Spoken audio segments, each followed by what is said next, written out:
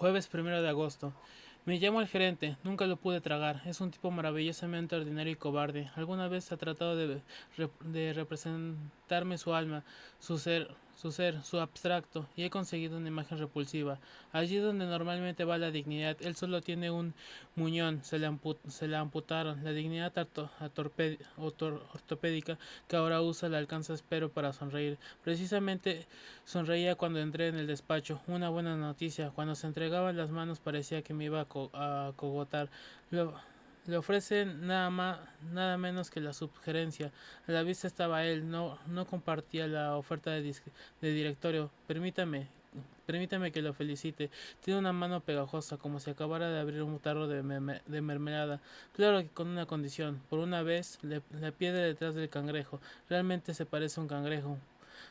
Sobre todo en ese instante, en su caminar hacia el costado para salir de atrás de su escritorio. La condición es que usted no se jubile hasta dentro de 2 años. Y el ocio es un lindo puesto, la subgerencia, sobre todo para terminar la carrera en la empresa. Hay poco que hacer. Se atiende a algunos clientes importantes, se vigila el trabajo del personal, se sustituye el gerente cuando este se ausenta. Se dedica uno a aguantar a los directores y sus chistes horribles, a las señoras de los directores y sus muestras de enciclopedia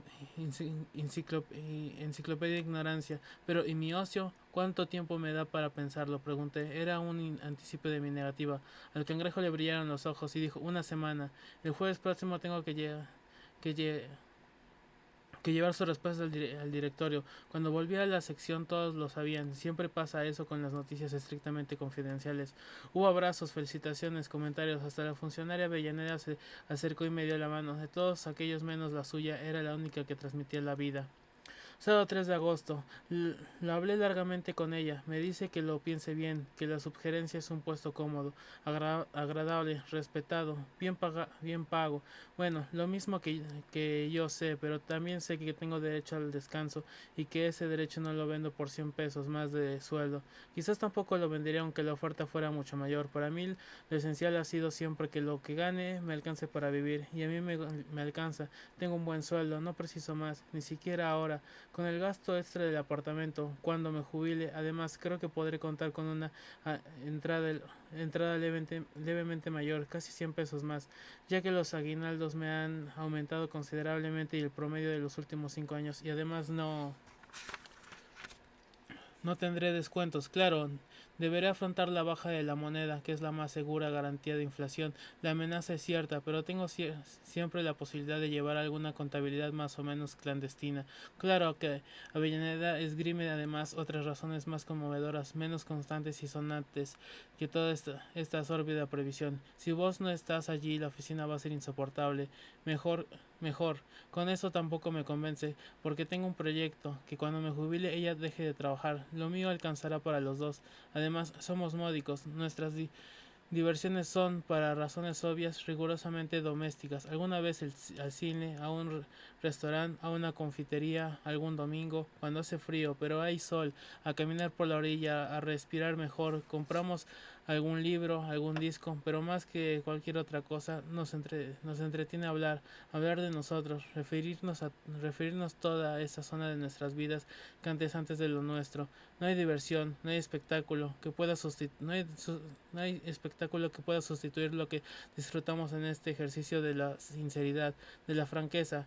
Ya vamos adquiriendo un mayor entrenamiento, porque también hay que habituarse a la sinceridad. Con todos estos años en que Aníbal estuvo en el extranjero, con tantos problemas de comunicación en mis relaciones con mis hijos, con el pudor defensivo que siempre resguardo en mi vida privada a la malicia oficinesca, con mis solo higiénicas aproximaciones a mujeres siempre nuevas, nunca repetidas, es evidente que me había ido desacostumbrando a la sinceridad. Incluso es probable que solo en forma esporádica la practique conmigo mismo. Digo esto porque alguna vez en estos diálogos francos con Avellaneda me he encontrado pronunciando palabras que me parecían más sinceras aunque mis pensamientos. ¿Es posible eso? Domingo 4 de agosto. Esta mañana abrí un cajón del armario chico y se desparramaron por el suelo una cantidad imprevista de fotos, recortes, cartas, recibos, apuntes. Entonces vi un papel de un color indefinido. Es probablemente en su origen haya sido verde, pero ahora tenía unas manchas oscuras con la tinta corrida por viejas humedades para siempre resecas.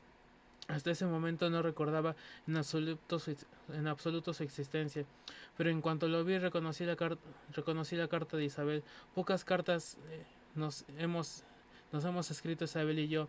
En realidad no hubo motivo, ya que no tuvimos largas separaciones. La carta estaba fechada en Tacuarembó el 17 de octubre de 1935. Me sentí un poco extraño al enfrentarme a aquellos caracteres delgados de largas perfiladas colas. En, en lo que era posible reconocer una persona y también una época. Era evidente que no había sido escrita con una estilografía, sino con una de aquellas plumas cucharitas que no bien se las obligaba a escribir, sabían quejarse sordamente y hasta escupir a su alrededor gotitas casi invincibles de tinta violeta. Tengo que, tengo que transcribir esa carta en esta libreta, tengo que hacerlo, porque ella es parte de mí mismo, de mi incanjeable historia. Me fue dirigida de una circunstancia muy especial y además su relectura me ha descentrado un poco, me ha hecho dudar de algunas cosas, incluso diría que me he conmovido. Dice así: querido mío, hace 3 semanas que llegué, tradúcelo, 3 semanas que duermo sola, ¿no te parece horrible? Tú sabes que a veces me despierto de noche y tengo absoluta necesidad de tocarte, de sentirte a mi lado, no sé qué tienes de reconfortante, pero el saberte junto a mí hace que el semisueño me sienta bajo tu protección. Ahora tengo horribles pesadillas, pero mis pesadillas no tienen monstruos, solo consisten en soñar que estoy sola en la cama sin ti, y cuando me despierto y ahuyento las pesadillas resulta que efectivamente estoy sola en la cama sin ti. La única diferencia es que en el sueño no puedo llorar y en cambio cuando me despierto lloro. ¿Por qué me pasa esto? Sé que estás en Montevideo, sé que te cuidas sé que piensas en mí, ¿verdad? ¿Qué piensas? Esteban y la nena están bien, aunque sabes que tía Zulma los mima demasiado. Apróntate a que a nuestro regreso la nena no nos deje dormir por unas cuantas noches, por Dios. ¿Cuándo vendrán esas noches? Tengo una noticia, ¿sabes? Estoy otra vez embarazada. Es horrible decírtelo y que no me beses. O para ti no es tan horrible.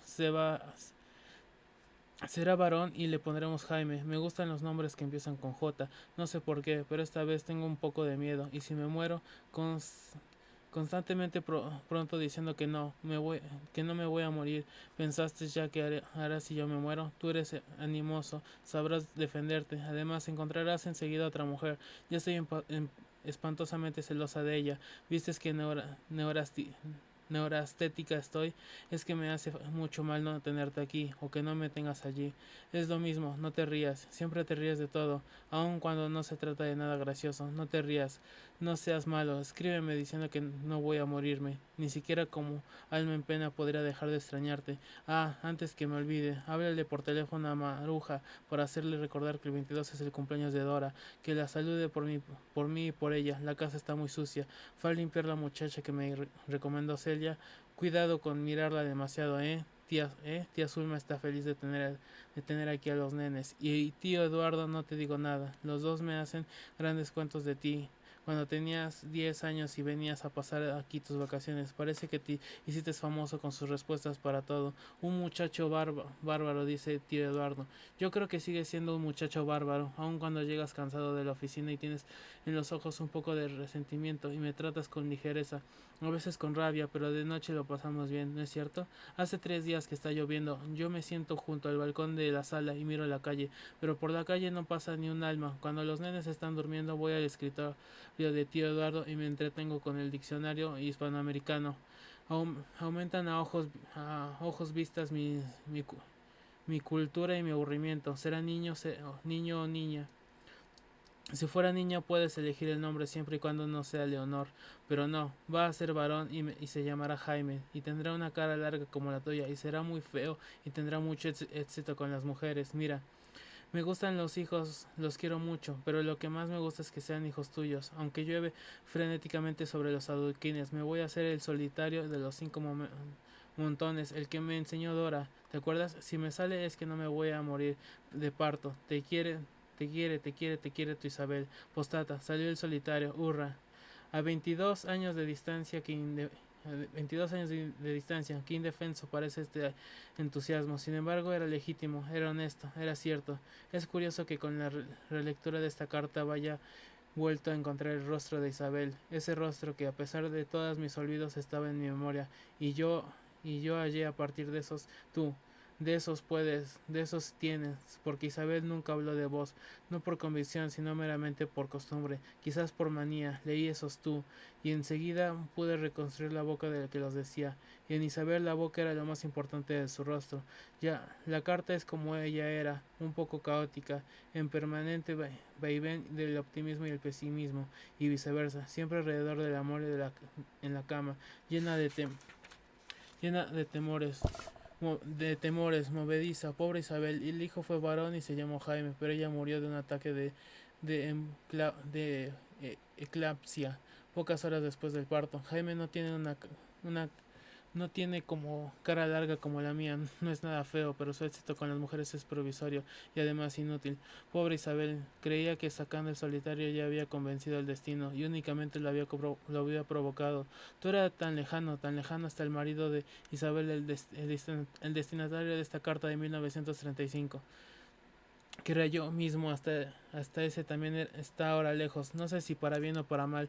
No te rías, me dice y me repite. Y era cierto, yo me reía en ese entonces muy seguido y ella mi risa le caía mal. No le gustaban las arrugas que me formaban junto a los ojos cuando me reía, ni encontraba graciosa la causa de mi risa, ni podía evitar sentirse molesta y agresiva cuando yo me reía. Cuando estábamos con otra gente y yo me reía, ella me miraba con ojos de censura, que anticipaban el reproche posterior para cuando estábamos solos. No te rías, por favor. Quedas horrible. Cuando ella murió, la risa se me cayó de la boca. Anduve casi un año agobiado por tres cosas: el dolor, el trabajo y los hijos. Después volvió el equilibrio, volvió el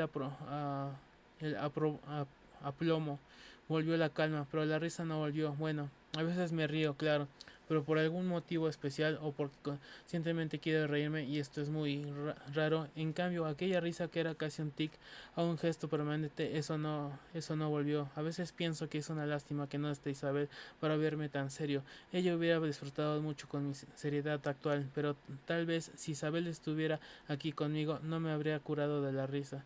Pobre Isabel, ahora me doy cuenta de que hablaba muy poco con ella. A veces no encontraba de qué hablar. En realidad no había entre nosotros muchos temas comunes, porque de los hijos, los acreedores, el sexo, pero de ese último tema no era imprescindible hablar, ya era bastante elocuente en nuestras noches.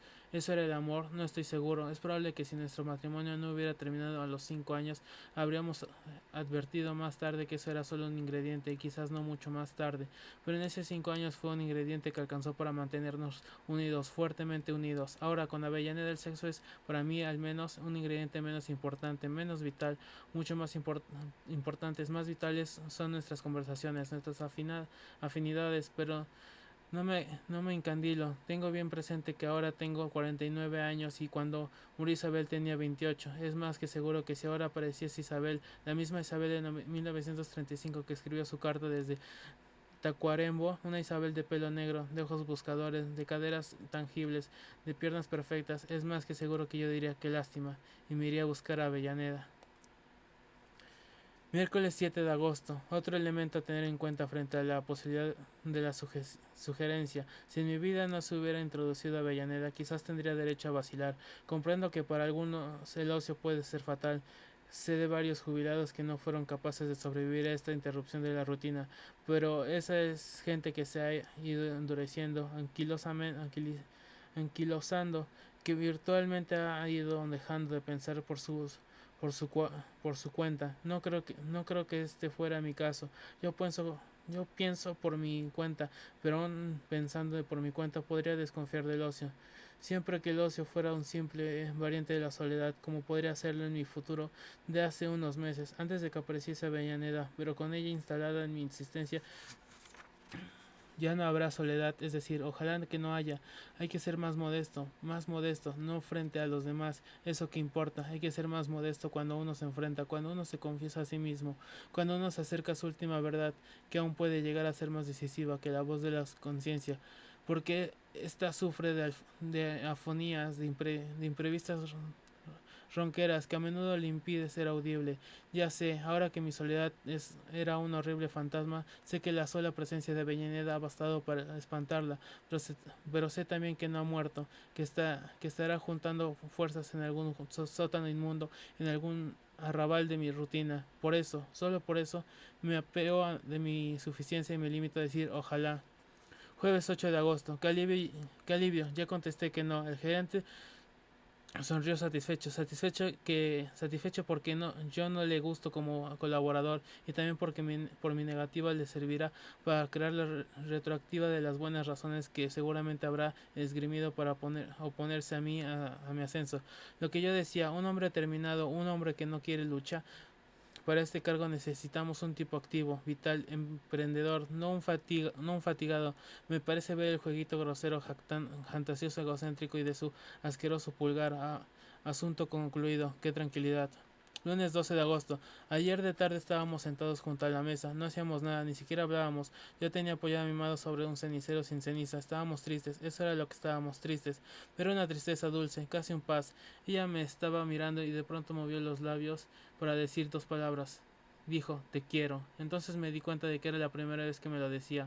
Más aún, que era la primera vez que lo decían a alguien. Isabel me lo hubiera repetido 20 veces por noche. Para Isabel repetirlo era como otro beso. Era un simple resorte del juego amoroso. Avellaneda, en cambio, lo había dicho una vez, la necesaria. Quizás ya no precise decirlo más, porque no es un juego, es una esencia. Entonces sentí una tremenda opresión en el pecho, una opresión en la que no parecía estar afectada ningún órgano físico, pero que era casi asfixiante, insoportable. Ahí en el pecho, cerca de la garganta, ahí debe estar el alma, hecho un ovillo. Hasta ahora no te lo había dicho, murmuró, no porque no te quisiera, sino porque ignoraba que te quería. Ahora lo sé. Pude respirar, me pareció que la bocanada de aire llegaba desde mi estómago. Siempre puedo respirar cuando alguien explica las cosas. El deleite frente al misterio, el goce frente a lo inesperado, son sensaciones que a veces mis módicas fuerzas no soportan. Menos mal que alguien explica siempre las cosas. Ahora lo sé, no te quiero por tu cara, ni por tus años, ni por tus palabras, ni por tus intenciones. Te quiero porque estás hecho de buena madera. Nadie me había Nadie me había dedicado jamás un juicio tan conmovedor, tan sencillo, tan vivificante. Quiero creer que es cierto, quiero creer que estoy hecho de buena madera. Quizás ese momento haya sido excepcional, pero de todos modos me sentí vivir. Esa opresión en el pecho significa vivir. Jueves 15 de agosto. El lunes próximo empezaré mi última licencia. Será un anticipo del gran ocio final. Jaime no ha dado señales de vida. Viernes 16 de agosto. Un incidente verdaderamente incómodo me había encontrado a las 7:30 con Aníbal y después de charlar un rato en el café tomamos el trole. Él también le sirve, aunque se baja antes. Hablábamos de mujeres, matrimonio, felicidad, etcétera. Todo en términos muy amplios y generales. Yo en voz muy baja porque siempre he recelado del oído viajero de la gente. Pero Aníbal aun cuando quiere secretar lo hace con un soplido estentorio que inunda el ambiente. No sé a qué caso concreto nos refiramos. De pie junto a él. En el pasillo iba una vieja de cara cuadrada y sombrero redondo. Yo me di cuenta de que estaba pendiente de las palabras de Aníbal, pero como lo que este iba diciendo era muy edificante, muy pequeño burgués, muy moral, sin atenuantes, no me preocupé demasiado. Sin embargo, cuando Aníbal bajó y la vieja pasó a ocupar su asiento junto a mí, lo primero que me dijo fue: no le haga caso a ese tipo diabólico. Y antes de que yo articulara un estupefacto, como dijo, ya la vieja seguía: un tipo verdaderamente diabólico. Son esos los que arruinan los hogares. A ustedes los pantalones. Con qué facilidad condenan a las mujeres. Mire, yo le puedo asegurar que cuando una mujer se pierde siempre hay un hombre ruin, cretino, denigrante, que primero la hizo perder la fe en sí misma. La vieja hablaba a los gritos, todas las cabezas empezaron a darse vuelta para registrar quiénes eran el destinatario de semejante responso.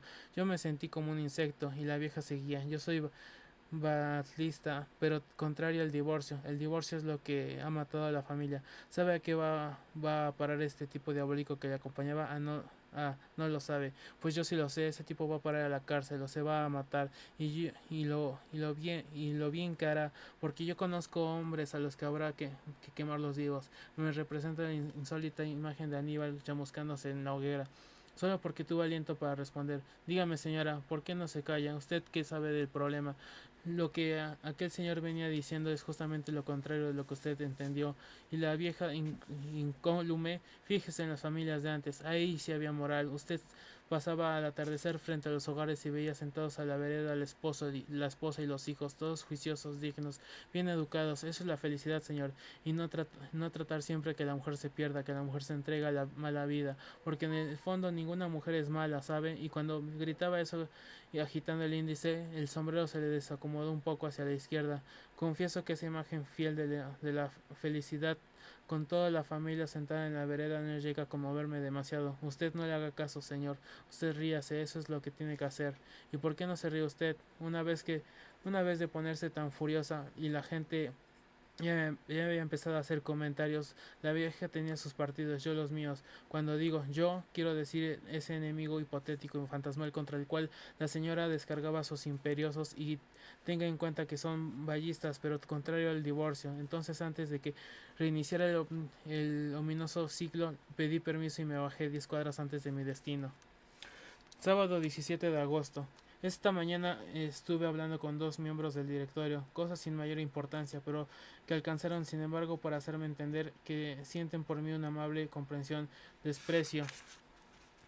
Imagino que ellos cuando se repartían en los mullidos sillones de la sala de directorio se deben sentir casi omnipotentes, por lo menos tan cerca del Olimpo como puede llegar a sentirse, un alma sórbida y oscura. Han llegado al máximo, pero un futbolista, máximo significa llegar un día a integrar el combinado nacional. Para el místico, comunicarse alguna vez con su Dios. Para un sentimental, hallar en alguna ocasión en otro ser el verdadero eco de sus sentimientos. Para esta pobre gente, en cambio, el máximo es llegar a sentarse en los butacones directoriales, experimentar la sensación, que para otros sería tan incómoda, de que algunos instintos están en sus manos, hacerse la incisión de que resuelven, de que disponen, de que son alguien. Hoy, sin embargo, cuando yo los miraba, no podía hallarse para mí alguien sino de algo.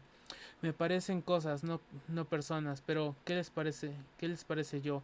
Un imbécil, un incapaz, un piltrafa que se atrevió a rechazar una oferta del Olimpo. Una vez hace muchos años le oí decir al más viejo de ellos: el gran error de algunos hombres de comercio es tratar a sus empleados como si fueran seres humanos. Olvidé ni de Nunca me olvidé ni me olvidaré de esa frasecita, sencillamente porque no la puedo perdonar, no solo en mi nombre, sino en nombre de todo el género humano. Ahora siento la fuerte tentación de dar vuelta la frase y pensar: el gran error de algunos empleados es tratar a sus patrones como si fueran personas. Pero me resisto esa tentación. Son personas, no lo parecen, pero son, y personas dignas de una diosa piedad, de la más infame de las piedades, porque la verdad es que se forman una cáscara de orgullo, un repugnante empaque, una sólida hipocresía, pero en el fondo son huecos, asquerosos y huecos, y padecen la más horrible variante de la soledad del que ni siquiera se tiene a sí mismo. Domingo 18 de agosto. Contame cosas de Isabel. Avellaneda tiene eso de bueno, hace que uno se descubra cosas, que se conozca mejor. Cuando uno permanece mucho tiempo solo, cuando pasa años y años sin que el diálogo vivificante buceador lo estimule a llevar esa modesta civilización del alma que se llama lucidez hasta las zonas más intrincadas del instinto, hasta esas tierras realmente vírgenes, inexploradas de los deseos, de los sentimientos, de las repulsiones. Cuando esa soledad se convierte en una rutina, uno va perdiendo inexorablemente la capacidad de sentirse sacudido, de sentirse vivir. Pero viene Avellaneda y hace preguntas, y sobre las preguntas que me hace, yo me hago muchas más. Y entonces sí, ahora sí, me siento vivo y sacudido. Contame cosas de Isabel. Es un pedido inocente, simple, y sin embargo las cosas de Isabel son mis cosas, o fueron. Son las cosas de este tipo era Son las cosas de este tipo que era yo en tiempos de Isabel. Qué inmadurez, Dios mío. Cuando apareció Isabel yo no sabía lo que quería, no sabía qué esperaba de ella o de mí. No había modos de comparar, no había modos de comparar, pues no había patrones para reconocer cuando era felicidad, cuando desdicha.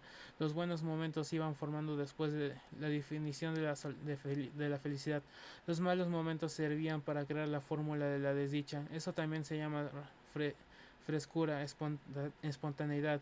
Pero ¿cuántos abismos lleva lo espontáneo? Yo tuve suerte. En medio de todo Isabel era buena. Yo no era un cretino, ni nuestra unión nunca fue complicada complicada, pero ¿qué habría pensado si el tiempo hubiera llegado a gastar ese amenazado atractivo del sexo?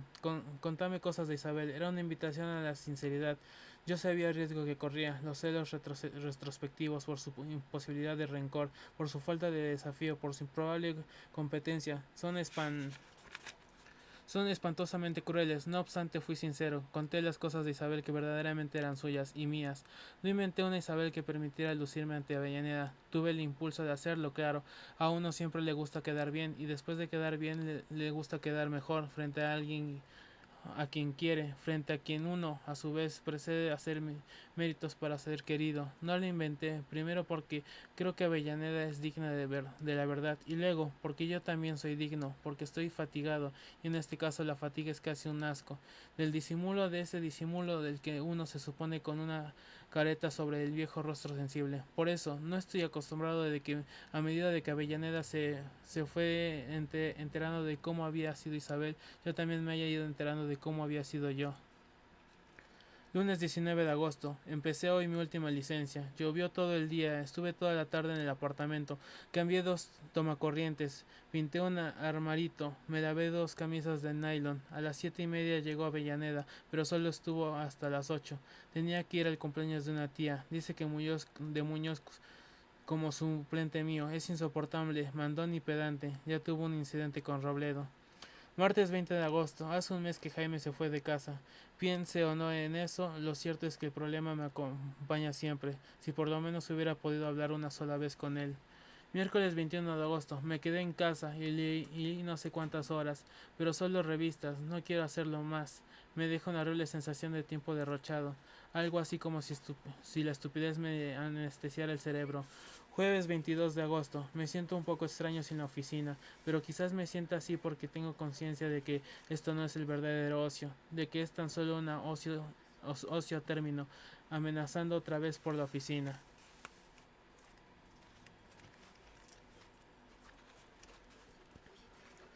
Le quise dar una sorpresa, me puse a esperarla a una cuadra de la oficina. A las 7:05 la vi acercarse, pero venía con Robledo.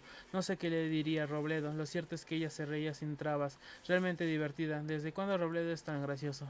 Me metí en un café, los dejé pasar y después empecé a caminar unos 30 pasos detrás de ellos. Al llegar al andén se despidieron, ellas dobló hacia San José, iba al apartamento, claro. Yo entré en un cafecito bastante mugriento donde me sirvieron un cortado en un pocillo que contenía pintura de labios. No lo tomé, pero tampoco le reclamé al mozo. Estaba agitado, nervioso, intranquilo, sobre todo fastidiado conmigo mismo. Avellaneda riéndose con Robledo. ¿Qué había de malo en eso? Avellaneda es una simple relación humana, no meramente oficinesca con un tipo que no era yo. Avellaneda caminaba por la calle junto a un hombre joven, uno de su generación, no un nunca la draca como yo, Avellaneda lejos de mí, Avellaneda viviendo por su cuenta. Claro que no había nada malo en todo eso, pero la horrible sensación proviene quizás de que es la primera vez que atrevo conscientemente de la posibilidad de que Avellaneda pueda existir, desenvolverse y reír sin que mi amparo, no digamos mi amor, resulte imprescindible. Yo sabía que la conversación entre ella y Robledo había sido inocente, o quizás no, porque Robledo no tiene por qué saber que ella no es libre. Qué idiota, qué cursi, qué convencional me siento al escribir. Ella no es libre. Ella no es libre. ¿Libre para qué? ¿Acaso la esencia de mi inquietud sea hacer, sea hacer comprobado esto? Nada más. Que ella puede sentirse muy cómoda con este joven, especialmente con un hombre joven. Y otra cosa, esto que vi no era nada, pero en cambio es mucho lo que atreví, y lo que atreví es el riesgo de perderlo todo. Robledo no interesa, es el fondo, en el fondo es un frívolo que jamás llegaría a interesarle, salvo que yo no la conozca en absoluto. Bueno, la conoceré. Robledo no interesa, pero ¿y los todos los otros del mundo. Si un hombre joven la hace reír, ¿cuántos otros pueden enamorarla? Si ella me pierde un día, su único enemigo puede ser la muerte, la maliciosa muerte que nos tiene fichados. Ella tendrá su vida entera, tendrá el tiempo en sus manos, tendrá su corazón que siempre será nuevo, generoso, espléndido, pero si yo la pierdo un día, mi único enemigo es el hombre que es joven y fuerte y que promete. Perdería con ella la última oportunidad de vivir, el último respiro del tiempo, porque si bien mi corazón ahora se siente generoso, alegre, renovado, sin ella volverá a ser un corazón definitivamente envejecido. Pagué el cortado que no tomé y me encaminé hacia el apartamento. Llevaba conmigo un vergonzoso temor a su silencio, sobre todo porque sabía que antemano que aunque ella no dijese nada, yo no iba a investigar ni a preguntar ni a reprochar, simplemente iba a tragarme la amargura y eso sí era seguro a comenzar que una era de pequeñas tormentas sin deshogar. Tengo una particular confianza hacia mis épocas grises. Creo que me temblaba la mano cuando hice girar la llave de la cerradura. ¿Cómo llegaste tan tarde? Gritó desde la cocina. Estaba esperándote para contarte la última locura de Robledo. ¿Qué tipo? Hacía años que no me reía tanto. Y apareció en el living con su delantal, su pollera verde, su buzo negro, sus ojos limpios, cálidos, sinceros. Ella no podía saber nunca de qué me estaba salvando con esas palabras. La traje hacia mí y mientras la abrazaba, mientras aspiraba el olor tiernamente animal de sus hombros a través del otro olor universal de la lana. Sentí que el mundo empezaba de nuevo a girar, sentí que podía relegar otra vez en un futuro lejano, todavía innominado esa amenaza concreta que se había llamado Avellaneda y los otros.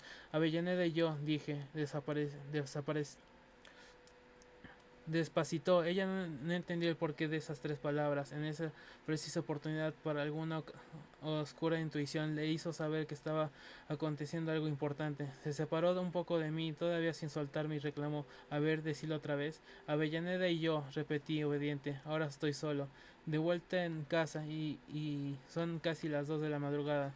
De vez en cuando, de vez en cuando, nada más que porque me da fuerzas y me entona y me afirma. Sigo repitiendo: Avellaneda y yo.